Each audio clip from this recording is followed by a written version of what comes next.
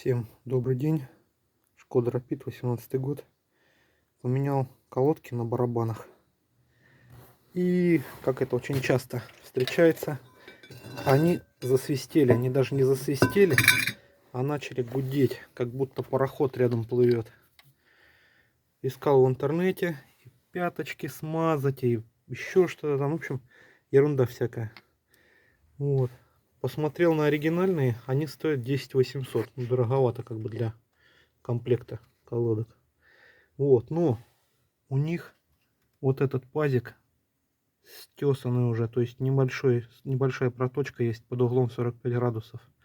А на неоригинальных, практически на всех, вот этот вот буртик ровно под 90. Вот напильником его подточил с двух сторон по всей длине.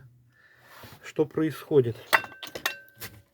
Диски, вернее барабаны старые, и получается вот здесь проточка небольшая, ну выработка от старых колодок, и они боком, вот этим ребрышком неотточенным, трутся вот здесь вот, видно где блестящая часть, и получается здесь у нее еще не прилегают по плоскости барабана, тормозят только там и соответственно издают вой. Вот так вот, вот и вся проблема.